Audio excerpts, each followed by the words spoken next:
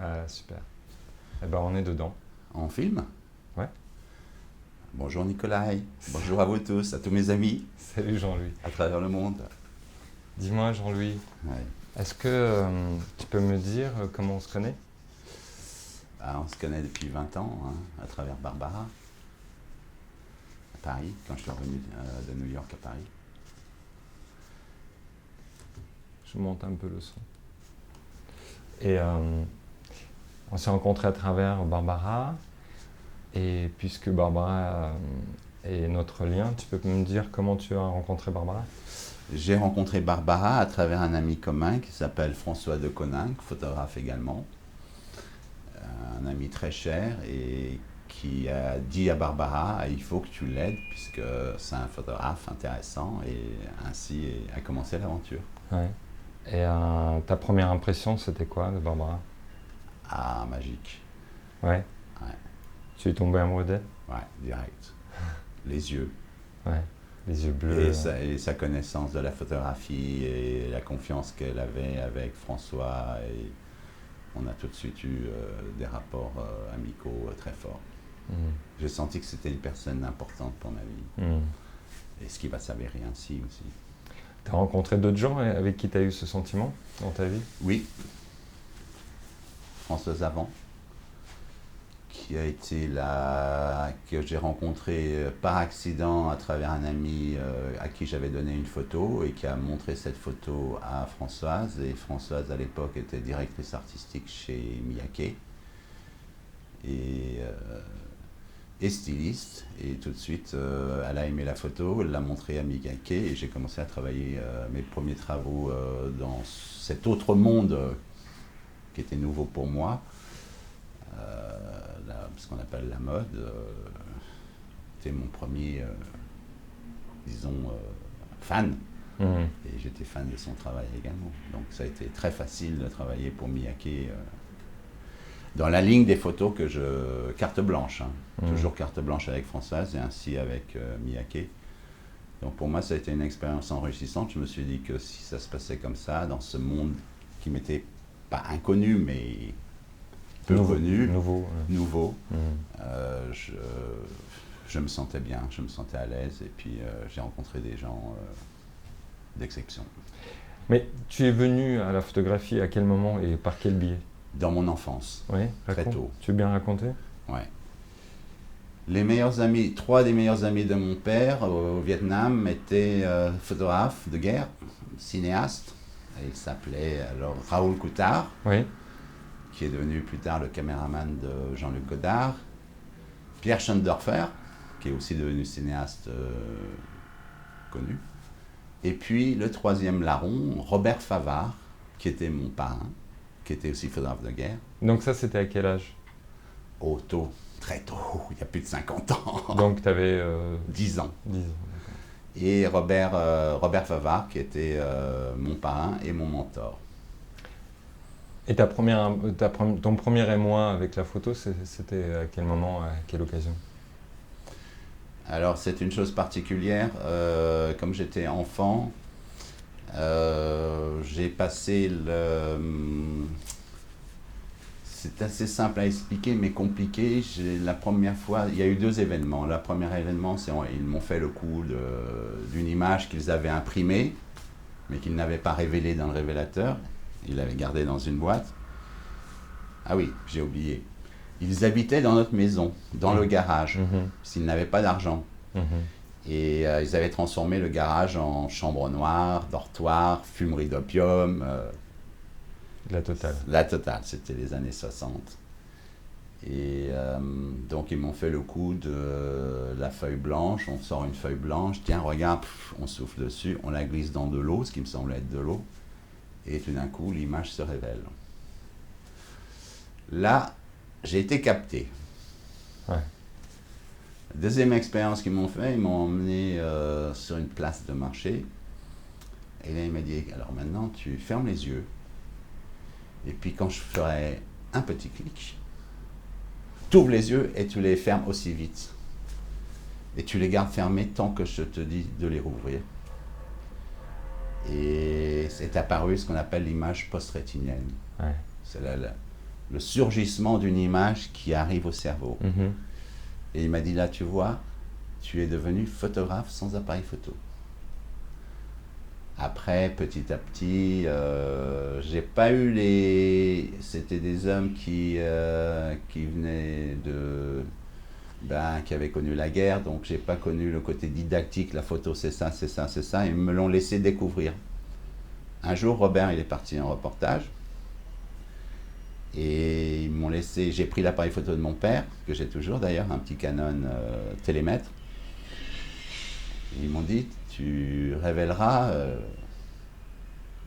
tu développeras tes films, et tu me les montres quand je reviens. Et il pose sur la table une canette jaune de chez Kodak, et je me souviens très bien, c'était marqué D76. J'avais un peu vu comment il faisait, et je savais qu'il y avait des temps de révélation, etc. Mais il fallait, qu'est-ce que je fais avec cette canette? Pendant des semaines, ils étaient partis pendant 6 semaines, ou peut-être 8 semaines, je ne sais plus. Et après quelques semaines, je découvre que le long de la boîte, il y avait des petits fils pointillés, avec un ciseau, un icône d'un ciseau, et donc je découpe ce petit papier. Et à l'arrière, je découvre le mode d'emploi pour préparer le révélateur et les temps de révélation. Mais Robert va devenir très vite important parce qu'il était en fait, c'était un ancien prêtre jésuite d'une famille haute bourgeoisie, prêtre jésuite qui avait été défroqué. Il avait une connaissance, une érudition sur la littérature qui était très large. Il m'observait souvent et il voyait que j'aimais les livres. Et il va m'offrir mon premier livre qui va devenir séminal dans ma vie. C'est Hermann Hesse, Siddhartha. Et là, je tombe sur cette phrase qui est ainsi. Il regarda autour de lui et il vit le monde comme s'il le voyait pour la première fois. Après vont suivre 2 autres lectures sous son instigation. C'est Joseph Conrad, Au cœur des ténèbres, et Louis-Ferdinand Céline, Voyage au bout de la nuit. Après, un autre livre qui arrive tout de suite après, c'est Camus, L'étranger. Et puis Mishima, L'homme et la mer. Nabokov, Lolita, à l'âge de 11 ou 12 ans, tu vois, et Camus, L'étranger. Je dirais que le lien avec la photo, c'est la littérature qui me tend les premières clés. Détecter les émotions, se les révéler. Et le mot révéler est très important parce que tout le processus photographique est une question de révélation. Ouais. Donc là, il faut savoir que l'image que vous enregistrez, elle est latente, elle n'est pas visible. Il faut voir au-delà de... Il faut l'intervention d'une forme d'alchimie, des révélateurs, qui vont magnifier cette image de 1 million de fois. Et personnellement, je travaille que avec le film, donc je développe tout moi-même. Ici, c'est mon labo également. Et il y a un temps d'attente entre le moment de la prise de vue et le moment de... C'est marrant, attente et l'attente. L'attente, ouais, c'est très important. L'image latente. L'image latente. L'attente, la révélation. C'est très important pour moi parce que entre le moment de la prise de vue et la révélation, le moment d'attente. Alors le moment d'attente entre la prise de vue et la contemplation de l'image qui a été prise, elle est importante parce que nos idées se modulent avec le temps. Et ce qu'on pensait être la photo ou l'image peut ne plus l'être une fois que l'on la confronte. Et c'est ça que j'aime dans la photographie, c'est que l'image, une fois qu'elle est là pour toujours. Et c'est souvent pas la même que tu penses avoir prise. Non. Enfin, voir tout le temps. Voilà. Ouais. Et elle est maintenant, elle est libre. Elle existe peut-être dans une boîte, je ne vais pas nécessairement la montrer, mais elle est là. Et j'ai ici des images que j'ai faites il y a 50 ans. Elle est libre d'exister, elle est elle-même. Alors que je pense que dans le système, dans le contemporain digital, on stocke sur des ordinateurs et on a tendance à balancer beaucoup de choses à ce moment-là. Alors que pour moi, jeter un bout de film, c'est un sacrilège. Et Barbara, elle est tombée amoureuse de tes images, non? Ouais, ouais. D'abord, et puis Ouais. toi, C'est en fait grâce à l'intervention de Françoise Avant et de François de Coninck qui lui ont dit tu devrais regarder ce photographe, il ne va jamais travailler parce qu'il est sur une autre planète. Donc il n'y a que toi qui peux l'aider. Tu penses que tu étais sur une autre planète? Ouais, je crois, ouais. Tu y es encore ou pas? Ouais, j'y suis encore, ouais. Moi, je vois des choses, je vois autre chose, j'écoute beaucoup, je lis beaucoup, tout m'intéresse, l'art, la peinture. Est-ce que c'est pénible de confronter ta vision du monde avec l'image qui s'efforce à t'imposer? Aujourd'hui? En général, quoi. Non, parce que alors, ce qui se passe, c'est que, disons que j'ai un territoire intérieur riche, et je relativise. On a tous notre petite place ici, on peut tous participer à l'élaboration d'une image. Après, on va plus tard dans la conversation arriver avec d'autres facteurs. Mais ces années-là sont des années bien avant que je rencontre Barbara, qui était le 29 juin 1989, au Select à Paris, à Montparnasse. Entre le moment où j'ai plus ou moins 18 ans, je quitte la France. Je vais vivre en Angleterre. Pourquoi? Un mal-être. Ici? Ouais, m'éloigner de ma famille, être indépendant. Et puis j'avais été en Angleterre quand j'avais 15 ans et quelque chose m'avait fortement attiré chez eux. L'exotisme, un autre pays, isolé, une mer qui l'entoure. Tout ça, ça me plaisait beaucoup. Donc dans mon arrivée en Angleterre, le premier jour, je marche dans les rues de Londres, très tôt le matin. Je tombe sur... Alors là, il faut que je te montre un truc. Je tombe sur une librairie qui était fermée, mais dont je lisais déjà les magazines, qui s'appelle Creative Camera. Et Creative Camera, il y avait un bookshop. Deux personnes qui y travaillaient, Valérie et Grace. Elles étaient... Alors, une était mariée à Colin Osman, qui était le patron, le propriétaire du magazine. Et il avait un éditeur qui s'appelait Jerry Badger. Donc, je suis allé là-bas, je me suis présenté, je leur ai montré quelques photos et tout de suite, elles m'ont pris sous leurs ailes. Et c'est là où je découvre, puisque dans cette petite image, on voit des milliers de livres que je n'avais jamais vus avant. Les livres sont aussi ma passion. Et là, je découvre... Alors, j'ai une liste de photographes qui tout de suite m'attrape. Là, dans cette librairie, je découvre des milliers de livres qui me captent toute mon attention. Je me souviens particulièrement du premier livre que j'ai ouvert. C'était Edward S. Curtis, celui qui a photographié les Indiens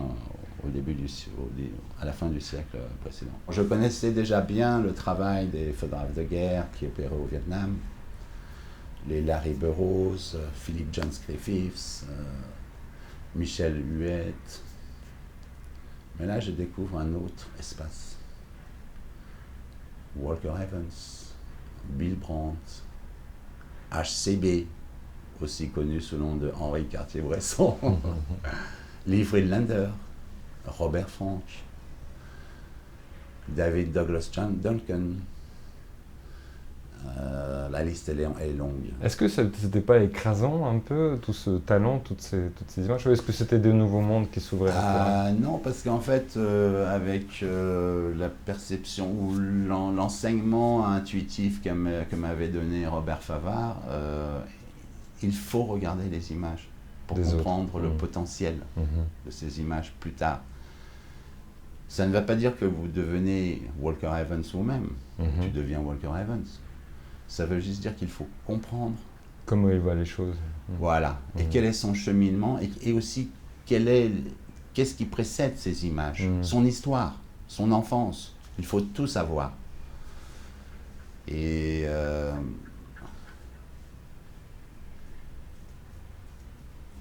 Et toi, qu'est-ce qui précède tes images, tu penses? je ne sais pas, je ne peux pas l'expliquer. Mhm. C'est une pulsion. C'est un besoin, quoi. Ouais, c'est presque obsessionnel. C'est une passion, je dirais que c'est une passion obsessionnelle et je pense que dans le cours de ma vie, avec tous ces photographes que j'ai rencontrés, vers lesquels je suis allé à leur rencontre, j'ai ressenti la même impulsion. Je pense qu'il faut ça pour être confiant en soi-même, pour pouvoir faire des images. L'artiste m'intéresse, mais c'est surtout la représentation. Qui l'offre, c'est ça? Ouais, qu'il présente. Du monde. Sa vision. Du monde. Du monde, ouais. Ouais, c'est important, la vision. Quelque chose que je n'ai jamais vu avant. Mais du coup, tu arrives à l'analyser chez l'autre, mais pas chez toi, c'est ça? Je ne le fais pas chez moi parce que c'est aux autres de décider. Ouais, c'est pas ton boulot, quoi. Non, non. Et c'est quoi ton boulot? Ben, c'est... Est-ce que tu te donnes des objectifs quand tu ouvres ton objectif, justement? Non. Non, j'ai pas d'objectif. Je garde mon... Ça, on en reparlera un peu plus tard. Ça, je garde ma tête la plus libre possible, la plus vide possible. Voilà. Ce que je recherche, c'est la spontanéité, la fraîcheur, dans le contexte de ce que j'ai dit sur Hermann Hesse, pour laisser les choses rentrer en moi, et ensuite les regarder et comprendre. Ainsi va être mon cheminement. Et tu comprends à chaque fois? Non. Je revisite des images aujourd'hui que j'ai faites il y a 30 ou 40 ans, et je les comprends, et je reprends le fil. Est-ce que c'est pas presque rassurant de ne pas les comprendre quand tu les revois? Quand je les revois aujourd'hui? Quand tu les revois une fois que tu les as réalisées, produites? Non, ça me réconforte. Je revis ce moment, en fait. C'est un revoyage, quoi, c'est ça? Ouais, on revisite. Ouais. Je suis capté et je me revois physiquement. En train de le faire. Je ressens même les odeurs. C'est un truc de fou. Hein. Même le tirage, tout ça? Ouais. Ouais. Et l'émotion quand tu découvres une image qui fonctionne, c'est quoi? C'est dans la chambre obscure. Ouais, sur la table lumineuse déjà, parce que je fais pas de contact, je regarde, je choisis directement sur le négatif.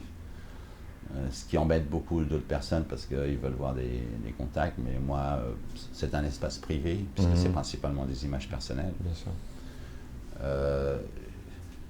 J'ai un sentiment... tiens, je ne peux pas le dire, en fait. C'est intuitif. C'est celle-là, quoi. C'est celle-là, ouais. Et souvent, je me surprends à voir que celle que je pensais être n'est pas. Et celle qui la précède ou qui va la suivre, elle est là. Parce qu'elle est peut-être... Il y a une magie. Ouais. J'essaye pas de refaire mes propres images. On refait toujours ses propres images, mais... Et de toute façon, chaque image... Tout change. C'est le rôle. La lumière, le contre-jour... Et qu'est-ce qui change pas? Est-ce qu'il y a un truc qui persiste à chaque fois? Ouais. C'est quoi? La vision. Ouais. Et la vision, c'est toi ou c'est quelque chose dont tu es doté et qui est un don que tu dois porter? Je sais pas si c'est du don, non, je pense pas. Je pense que c'est... Un cadeau, je veux dire. C'est un cadeau. Moi, je suis juste un messager. Quand la photo est prise, elle ne m'appartient plus. Elle est libre. Elle, comme je l'ai dit précédemment, elle va être cantonnée dans une boîte. Et peut-être plus tard, elle va faire surface parce que j'ai un ami, je sais qu'il aime cette photo, je vais lui faire un tirage. Mais j'ai pas de... Bon, ça, ce sont des images personnelles, hein, parce que dans le travail commercial, c'est autre chose. Je sais que cette image peut lui faire plaisir et c'est un cadeau pour lui parce que ce cadeau m'a été fait et je le transmets. Je suis messager. Lorsque tu étais enfant, à quoi tu rêvais? Quels étaient tes souhaits pour l'avenir? Voyager, les voyages, explorer le monde. Ouais. À partir de quel âge? Très très tôt. En fait, j'étais fugueur dès l'âge de 9 ans, je m'échappais de la maison. pour voir, pas parce que mais j'ai eu des parents extraordinaires. Et mon père aimait bien la photographie, il faisait des belles photos également, très différentes des miennes. Et puis ces trois compagnons, ou lascars, parce que c'était des lascars, ils vivaient un peu à travers eux. C'est quoi? Qu'est-ce que tu entends sous lascar? Lascar, ça veut dire des malfrats? Non, lascar, c'était des gens qui racontaient leurs aventures photographiques. Uh-huh. Alors, bon, il y a une histoire sur... je connaissais déjà le travail de Robert Capa. Oui. Et quand j'ai appris que, bon, Robert était un ancien prêtre défroqué, mais il était également avec Robert Capa, son compagnon de route, quand il a été tué par une mine au Nord-Vietnam, en Indochine. Et il lui a administré les derniers rites. Et quand j'ai su ça, j'ai su qu'il y avait un lien ténu entre Robert, l'autre Robert, et tous les autres photographes qui ont précédé. C'est la confiance dans l'amitié qu'on s'accorde. Une famille, quoi. Une famille, exactement. C'est une fraternité, la fraternité des photographes. Aujourd'hui, elle a un peu disparu car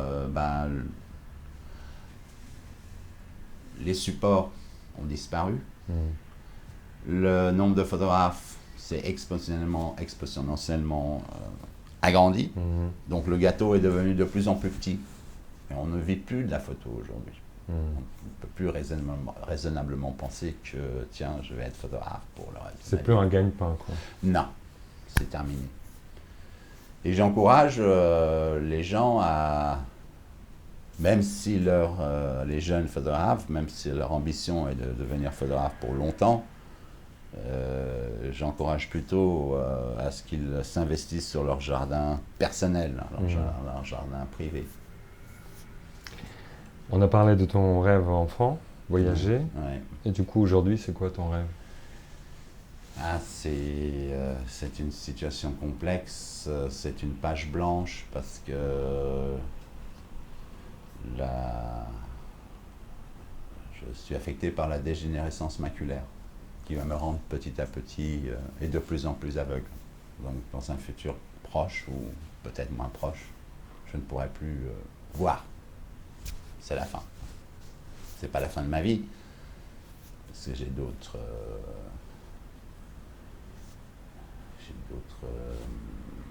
Ça t'angoisse? Ça m'a angoissé, ouais. Et maintenant? Non, maintenant j'apprends à vivre avec. Avec l'idée?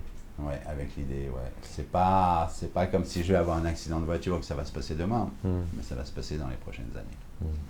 Mais du coup, tu n'as toujours pas répondu au rêve? Page blanche, c'est-à-dire page blanche, tu fais confiance? Page blanche, c'est d'aider ma famille qui est très restreinte, mes cousins, mon cousin, ma cousine, mon frère surtout, ma sœur, et puis d'apporter le bien-être avec mes amis. Et, partager, quoi. De partager également toutes ces aventures que j'ai eues. La photographie, c'est un passeport pour aller vers les autres. Et donc, avant de faire une photo, on écoute, on parle. Et on apprend sur le vif des choses qui sont par moments dramatiques. Parce que j'ai, par exemple, rencontré des enfants issus des camps de concentration de Térésine. Un homme et une femme. J'ai rencontré le photographe qui était dans l'avion quand ils ont jeté la bombe atomique sur Hiroshima, alors qu'ils ne savaient pas qu'une bombe atomique allait être larguée. Tu as connu le photographe qui a fait les images? Ted Croner. Ouais. Il faisait partie du programme secret Manhattan et on lui avait dit prépare-toi, entraîne-toi, photographie le soleil parce qu'un jour tu vas photographier quelque chose de très lumineux. Et il se retrouve dans cet avion et Enola Gay, ou l'avion qui suivait Enola Gay, et il voit l'explosion et là il comprend que c'est la fin du monde pour lui. Il te l'avait confié, ces souvenirs, c'est ça? Oui, quand je suis arrivé à New York dans les années, fin des années 80, j'ai eu une exposition de groupe à la galerie Danziger, downtown New York. Il était juste à côté de moi et on a commencé à parler sur les photos, nos photos respectives et petit à petit un lien s'est tissé et il m'a raconté cette histoire et là j'ai été Chamboulé. ouais, chamboulé.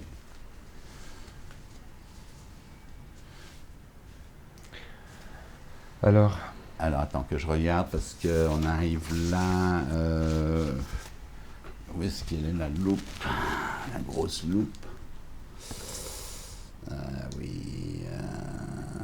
Oui, en fait, ce que je voulais dire, c'est que tous ces photographes que j'avais rencontrés, toutes ces images que j'avais rencontrées à travers la librairie Coup Press à Londres, aujourd'hui, ces photographes, je les aime toujours. Parce que pour moi, lorsqu'on aime une fois, on aime toujours. Et quand je revisite ces images, je ressens les mêmes émotions. Bien sûr, elles sont modulées parce que j'ai appris autre chose. Je comprends pourquoi il a fait ça. Mais l'émotion directe que j'ai perçue au moment de la découverte, elle est toujours là. Et c'est une des magies de la photographie. donc c'est le lien aussi avec ce moment où tu étais différent. Différent. Et plus jeune. Plus jeune, plus avec innocent. beaucoup d'énergie. Je faisais beaucoup de photos tous les jours. Moi, principalement, je faisais de la photo de rue, puisque en fait, tu as vu les références, c'est Friedlander, Robert Frank, c'est un côté humaniste un petit peu. Mais ça va changer dans le temps. Mais il y aura toujours cette connexion. J'avais une question pour toi. Vas-y. Si tu pouvais communiquer avec toi-même à l'âge de 18 ans, on va dire, Ouais. quelles seraient les choses que tu aimerais transmettre à ce Jean-Louis de l'époque? Qu'est-ce que tu lui dirais? Qu'est-ce qui lui ferait gagner du temps? Je pense que le temps, je l'ai gagné à travers l'intervention de Robert Favard. Il m'a dit, tu sais, dans la vie, tu vas te déplacer à travers la planète. Et dans chaque ville où tu iras, quand tu arrives dans ta chambre d'hôtel ou chez un ami, tu demandes le phone book. Et tu regardes sous photographe. Et tu cherches, est-ce que tu connais des photographes? Est-ce que tu reconnais des noms? Et si tu les reconnais, tu les appelles. Et tu amènes tes petites photos et tu vas leur montrer. Parce qu'il n'y a que comme ça qu'on peut avancer, en fait. À l'époque. À l'époque, exactement, à l'époque. Il faut savoir, pas d'internet, très peu d'endroits où les images étaient exposées. Et on était peu nombreux aussi.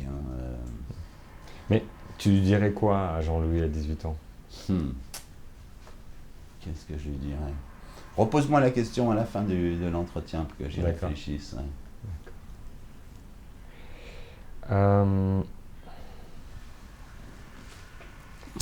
Tu sais, j'avais aussi une question que je t'ai pas envoyée. Ouais, vas-y. La question, c'était... Elle est un peu fantastique, la question. Vas-y. J'attends que tu cesses de... Ouais, alors attends, sur l'impulsion de Valérie. Cela étant dit, c'est très photogénique. Les images, toi, avec la loupe, ça te fait une bouche énorme. Ouais, bon... Oui, la question fantastique, c'est... imaginons que tu as entre tes mains la lampe d'Aladin, que tu frottes, le génie sort, et il te demande 3 vœux. Ouais. Quels seraient ces vœux? J'en ai aucun. Tout m'a été donné. Ouais. J'ai eu beaucoup d'amour de mes parents, de mes amis, des rapports, je veux dire, j'aime parler de l'art, j'aime la confrontation avec d'autres personnes qui sont aussi ou bien des artistes ou qui aiment l'art, échanger pourquoi on aime ces choses-là. Non, je n'ai aucun vœu particulier, non. J'ai pas de remords, la vie s'est déroulée comme ça. Ainsi soit-elle. Je prends tout avec légèreté et profondeur en même temps, parce que ces deux choses vont bien ensemble. Est-ce que tu penses que les choses, d'une façon générale, est-ce que tu te considères comme quelqu'un de croyant? Je suis athée et en même temps, je respecte, du moins je respecte, Tu es agnostique, quoi. agnostique, exactement. Et la mort, le passage, la suite, réincarnation. Alors, oui, j'ai vu beaucoup de gens mourir, hein, malheureusement. Pourquoi malheureusement? Bah parce que, quand je dis malheureusement, c'est quelque chose qu'on ne peut pas effacer. Qui est douloureux, quoi. Non, il n'était pas douloureux puisque j'avais un appareil photo. Pourquoi c'est pas douloureux avec un appareil photo? Parce qu'on voit à travers un filtre. Ah oui. Ça nous affecte moins. On est là pour amener une représentation de ce qui s'est passé. Mais par exemple, la mort de Barbara, t'avais pas d'objectif? Ah non, là, ça a été douloureux. Précédemment, la mort de Barbara, en 2006, ma compagne Christina est décédée. Là, elle est morte dans mes bras. Et là, c'était un grand choc parce que c'est la première fois que je la confronte à 10 cm Ouais. de mon visage. Et qu'est-ce que cet événement, qu'est-ce que tu as appris de cet événement-là? Alors après ça, ça a été très difficile. Bon, il s'est passé que mes parents étaient vieillissants et donc j'ai abandonné quasiment mon occupation de photographe, de travailler. Pour te consacrer à eux? Ouais, Mhm. jusqu'à l'année dernière, à la mort de ma mère. Et en fait, à travers eux, comme j'étais parti de ma famille tôt, j'ai récupéré le temps perdu dans leur histoire. Leurs rencontres, ce qu'eux-mêmes ont vécu. Et en fait, je détiens l'histoire de la famille maintenant. Je suis un messager de ce qui s'est passé et de leurs envies et de leurs tristesses, de leurs douleurs, mais surtout de leur joie parce qu'ils ont été comblés dans la vie. Et toi, t'en as un de messager pour transmettre ce que tu portes?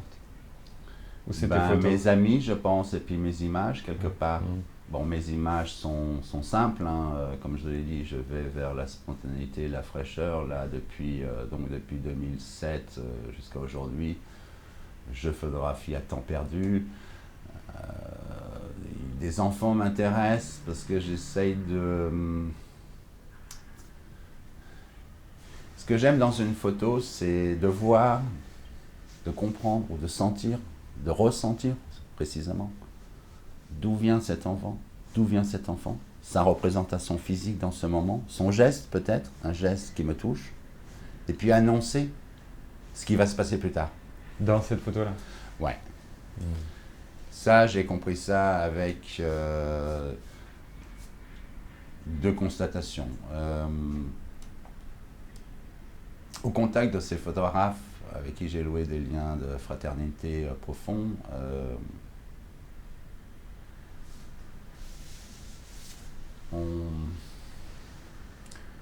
lorsque la photo est offerte à la contemplation,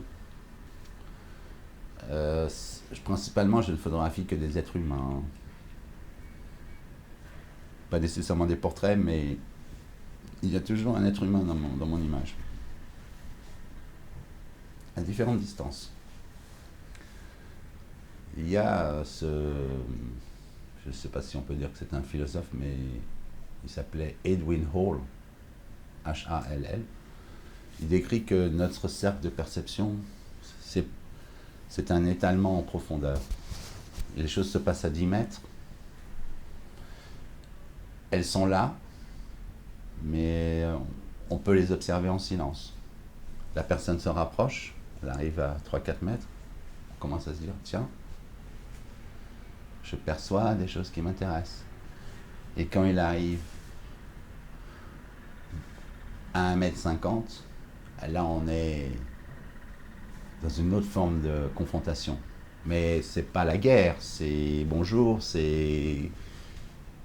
On est dans la rencontre, quoi. On est dans la rencontre, exactement. Et dans la rencontre, je pense que c'est important, c'est pas nécessairement... Quand on fait des images, il faut que les personnes qui connaissent cette personne, donc son entourage, puissent se dire « Ah, cette photo, elle est belle ». Je pense que ça, c'est important. Qu'ils reconnaissent une belle partie de la personne. Voilà, Ouais. exactement. Alors, bon, dans la photographie, il y a une part très importante qui est l'observation. Et donc, une image, elle est le résultat de milliers d'heures d'observation, tout le temps, tous les jours.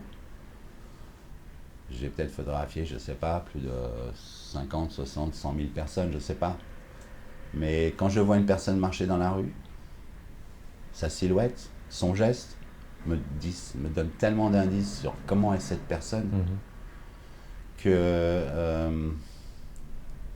c'est ça qui fait que je peux aller vers eux ou alors je m'abstiens. Parce qu'elle t'attire, c'est ça? Voilà, il y a une attirance ou une répulsion. Ouais. Est-ce qu'une répulsion peut être une motivation pour aller faire la photo? Oui, ouais. Oui, bien sûr. Parce qu'en fait, je vais au contact des fois. Hein. Tu es curieux du sentiment qu'il génère en toi et tu veux révéler ce qui le produit. Oui, je veux découvrir à travers l'image ce qui se passe et j'hésite pas à aller au contact, même à être très intrusif. Si une situation se passe sur un trottoir où deux personnes sont en train de parler ou même s'embrasser ou quoi, je rentre directement sans leur dire quoi que ce soit et je fais la photo. Après, on s'expliquera. Et ça devient de plus en plus dur parce qu'aujourd'hui, bon... Les images sont en propriété des gens. Ouais. Mais du coup, cette rencontre, quand tu vas leur voler quelque part leur image, ou à la sauvette, est-ce qu'à la fin, c'est pour découvrir ce qui s'est passé à ce moment-là, pour mieux l'analyser, le comprendre? Il y a un peu ça. Ou c'est parce que tu es en train de voir une sorte d'accident et tu te dis, tiens, ça, il faut le documenter puisque c'est dommage. Il y a aussi ça. Ouais. Ça, c'est tous les aspects de la photographie. Ouais. La photographie, c'est très très large. Il y a évidemment le documenter et puis il y a le petit plus. Le petit plus, ça peut être... toutes les choses qu'on pourra découvrir ensuite. Et qui sont enfouies en moi, je ne les connais pas. Ouais. Mais du coup, la photo, tu penses qu'elle vient de toi, des autres, de la rencontre des deux, de l'instant, ou est-ce que c'est tout ça en même temps? C'est tout ça en même temps. Une sorte de cocktail instantané. Oui, c'est un cocktail, ouais. C'est un sacré cocktail pour te dire la vérité. Molotov. Bon, Jean-Louis, tu sais qu'on va faire ça tous les ans, normalement, si tu es toujours d'accord dans un an. Oui, bien sûr. Et donc, ma dernière question, c'était qu'est-ce que tu te souhaites pour ces prochains 12 mois? De continuer à pouvoir voir. Hein. Ouais. C'est mon combat. Hein. C'est indépendant de moi. C'est un facteur génétique. Merci beaucoup. Merci à toi, Nikolai. Tu peux faire le clap de fin.